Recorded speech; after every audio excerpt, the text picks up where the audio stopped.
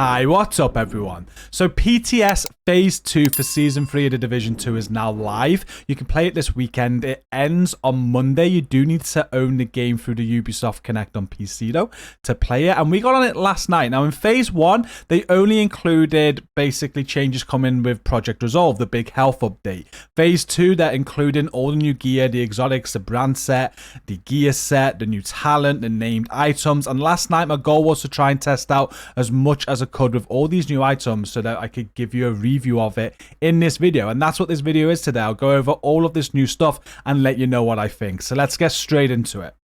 So on screen now you can see that we are attempting a legendary DUA, and I wanted to try out a build with the new talent that is coming to the game. It's called Behind You, and what it does, it gives you 40% extra weapon damage when enemies are not focused on you. There's a perfect version as well, Perfect Behind You, that gives you 60%. I thought this was incredible and my mind was just flowing with ideas of what I wanted to do. So what I did was put a very quick build together with it, and it absolutely shredded through this legendary. In fact, right at the end on the boss fight, I was getting crits of over 3 mil, and I even got a 4 mil crit with this talent on a FAMAS. Here is a quick look at the build that I created for it. Now, I won't go into too much detail, but just 4-piece striker. I had the perfect sacrifice and Grupo. As I just said, I put the talent onto a FAMAS, and you can just see it here behind you. Deal 40% weapon damage to enemies that are not targeting you. So you've got that 40% damage on top of the perfect glass cannon of 30% amplified damage, and then on top of the striker stacks. It was insane. I'm sure there's loads of different variances you can try with this, even with the striker chest maybe, and it worked great. I cannot wait for this talent to come out. I hope they don't nerf it or anything. I think this talent is going to become a favorite of many. You could mix that with other builds as well, like Vigilance on and things like that. So super talent is one of my top takes from all of the new stuff coming in Season 3. The perfect version of the talent comes on 2 weapons as well. There's going to be 2 brand new named items coming next season. The first one is here, called the Brutus. It's a marksman rifle, and you can see perfectly behind you there, 60% weapon damage to enemies that are not targeting you. And then there's a rifle as well. This is a burst rifle. I had a go at this. I did have a go at a marksman rifle, and I didn't really like it. I don't like burst rifles in all honesty, but it might be your cup of tea. And the Whisper, you can see that. This also comes with perfectly behind you. So in addition to that new talent and perfect talent there as well, we're also going to be getting 2 new named gear pieces, a chest and a backpack with new perfectly talents. We've got perfectly explosive delivery and perfect tamper proof. Perfectly explosive delivery comes on the new name chest piece, the Combuster, and this is part of the new brand set that's coming in a new season called Palisade Steelworks. So we'll have a look at the brand set very quickly. You get 10% armor on kill for wearing 1 piece, you get 60% health for wearing 2 pieces, and a skill tier for 3 piece. It's an armor core on it. I had health and explosive resistance on this one. You can see the talent there, perfectly explosive delivery. So whenever you throw a skill, 1.5 seconds after landing, it creates an explosion, damaging enemies within 5 meters. Afterwards, explosions will occur every 5 seconds, and I think that's the perfectly part of it. Now, damage scales with skill tier, dealing 25 to 100% damage of a concussion grenade, which suggests that you might want to stack into skill tiers. Perfectly tamper-proof comes on the new named proxy backpack, again a part of the new brand set. It's a blue armor core again, and perfectly tamper-proof looks like this. Enemies that walk within 3 meters of your hive, turret, remote pulse, or decoy are shocked. So basically it's added decoy to the list of skills that you can use for tamper proof. The arm time is 2 seconds and the cooldown per skill is 8 seconds. We did put these to the test, and I do like the idea of them. It feels like you could maybe create either like a tank build and add crowd control to that tank build, which is what I'm doing in this clip now on DUA Legendary, and it worked really well. But one thing we wanted to do with it was kind of make like a hybrid skill DPS version, and we just didn't have enough resources in the PTS to make it all the time. As mad as it sounds, in the PTS, it should be giving you unlimited resources, but in the cache they gave you, it didn't give you the required materials to craft this new brand set at the crafting table. So we'd have had to go out and farm a load of it. It's a little bit annoying, but I do look to do that in the future. When Season 3 comes out, I'll be looking to make that sort of build. It worked very well on the tank build, though. And we also checked out the new brand set as well on the tank build again. We wanted to see how the health would work, because there's a lot of discussion around health and how it's not really that important. And they're kind of like really pushing it in this new season. There's a lot of stuff coming in around improving your health. And I did improve it. I got my health up to about 1 million, and you could tell the difference. So we spoke about that a lot in chat. People talking about like Hunter Fury builds with more health on and things like that, because I think Hunter Fury refreshes your health on kill. And I think, judging by the performance in the PTS, it's going to be something you want to keep an eye on, and it might become a play in some sort of build you might think of. We got all sorts of ideas with this. So although not tested fully in the PTS last night, I am looking forward to these new 2 pieces and the brand set, but that's pretty much all we did with it. For me, another highlight of all the new stuff that is coming is the Aegis gear set. This worked very well, so let's just go over this. For wearing 2 pieces of this new gear set, you're going to get 70% health, which is what we just discussed, so really pushing health in this update.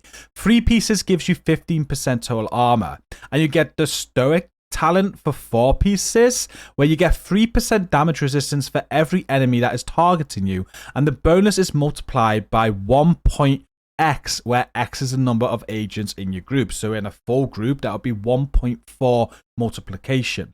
Now, this gear set does come with the armor core again, and I did do a quick build around this. But first, let's just have a look at the talents you get on the backpack and chest piece. So on the backpack, you get this talent here, polyethylene plating, which increases the Stoic damage resistance bonus from 3% to 1%. That's a visual bug. That should be 4%. As you can see, that's not an increase, it's a decrease. So it goes from 3% to 4%. And then the chest piece talent comes with Deceit, where enemies targeting your decoy also count towards the Stoic damage resistance bonus. The build I put together was this. It was a full-on tank build, and I wanted to include protection from elites. I don't know if you know my legendary protection from elite tank build that I made. It's one of the best build videos I've ever put out on the channel, and I really liked it. I kind of wanted it to replace that and test how this compared to that one, really. So we went with the mask, backpack, chest, and gloves. They've all got health rolled onto them with protection from elite mods wherever I could get them. So all armor and health, and there's 5 protection from elite mods on the build using the improvised pieces at the bottom there, the holster and the knee pads. Holster and the knee pads add health and explosive resistance on them. And again, the mission of choice was a legendary DUA to test this out. This performed very, very well. So comparing it to my other tank build that I've created in the past, the PFE tank build for legendaries, at times it was as if elites couldn't even take any of my armor down. It was insane. So as we've just seen, it's all based around the amount of enemies that are targeting you, and you're going to get that damage resistance. You add that damage resistance on top of the protection from elites when they're all targeting you, and then the explosive resistance as well, and all the armor and health that you got on the build, and you are practically untouchable. Notice here, I know I'm in the healer hive, but that armor just is not even going down. I am taking damage there. I've got red bars around me, purple bars around me. I had the elites dropping in with the stingers coming at me, and it was not even touching me. Now, there's still a lot of playing around to do with this to find the best way to use this gear set, because if it's that good against elites, then maybe we can draw back on some of the protection from elites on the build, put some more health into it maybe, or put something else more into it, like more armor as well. We could bring the ninja bike in. There's loads of discussions we were having, and we just didn't have time to test last night. But there's a lot of potential in this gear set, especially if you like tank builds on the Division 2 like I do, and if you've enjoyed that protection from elite tank build that I've made in the past. This could be taking over it when Season 3 lands. Next up, I want to move on to the 3 brand new exotics that are going to be coming next season. I'm going to be upfront with you now. I don't like any of them. There's a lot of debate around this one, though, the Vindicator. So this is going to be an exotic rifle. It's going to come with rifle damage, crit damage. You'll be able to get detox there on the third attribute, damage target out of cover. And the talent for this is Ortiz Assault Interface. Now, while you scope, the weapon's going to highlight a random body section of each enemy, and the weapon deals 75% weapon damage to highlighted body sections. Now, even though that says weapon damage, I have been told that is multiplicative. The mods that this exotic comes with is the Vindicator Scope for 15% accuracy. You get 5+ rounds with the magazine, 15% stability with the grip, and 10% optimal range on the muzzle. This for me is most definitely the best looking exotic that's coming in Season 3, and here's what it looks like. You can see the legs are highlighted there. I was getting real low damage numbers just because I was shooting bad, and I was like, well, what the hell is this? But as I keep on going, you will notice that if I hit the highlighted target, I get a 1.4 crit. It's going to be on the leg in a few moments, and you just notice I just got over a 1 mil crit to the head. So it does work as intended. There's the 1.4 mil coming up now, and it just highlights body parts, and you just aim for them to get that higher damage. I don't really like this though. I just prefer to aim for the head myself, and unless the highlight on the body was body part was the chest, I just think this is just too situational, and I just don't like it. We did have a lot of debate about this in chat. A lot of people were arguing for it, and they like the sound of this gun and what they've seen so far. So obviously each to their own, and I might be made to eat my words when this actually comes out and I put some more time into using it. But for now, for me, I just thought it was very lackluster. Especially when you think about like the St. Elmo's and Ouroboros that has come in recent times. I just don't think this is anywhere near that standard, and I think there's just better weapons in the game. We are also going to be getting a new exotic pistol called the Mosquito. This comes with pistol damage and swap speed there. Again, that attribute can be changed out if you want to damage target out of cover. And how the Mosquito works is you get the Mosquito Song talent, where hitting an enemy applies a stack. Stacks are shared between players, and at 10 stacks, the enemy will forcefully target the last player to apply a stack for 5 seconds. Stacks deplete every 5 seconds. Activating the effect on an enemy will remove stacks from all other enemies. So it sounds pretty decent when you first read it, and how I'm reading this is you could potentially get a 10 stack on an enemy.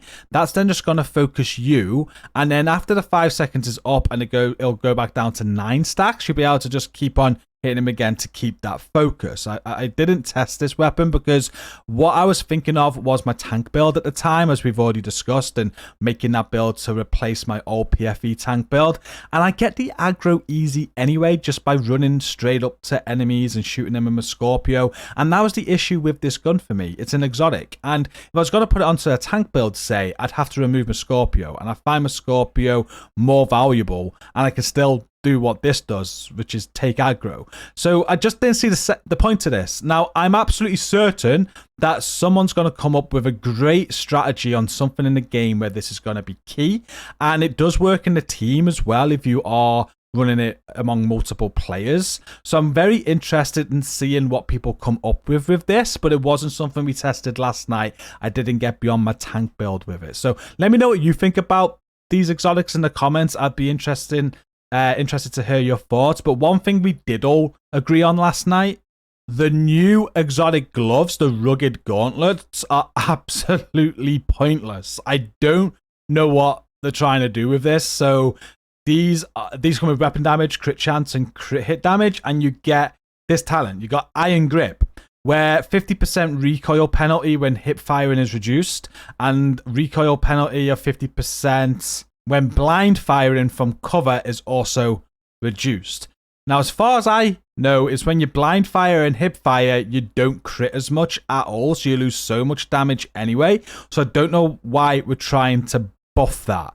I was thinking maybe PvP this is for, like along with all these other status updates, maybe this is another way to give you some kind of counter towards status effects, because obviously when you're in status, you can only hip fire or blind fire from cover, so it'd help with that maybe, but that's a far-fetched idea. I see no use with these whatsoever, and whole of chat agreed last night. But if you think these could be used for something, again, let me know down below in the comments.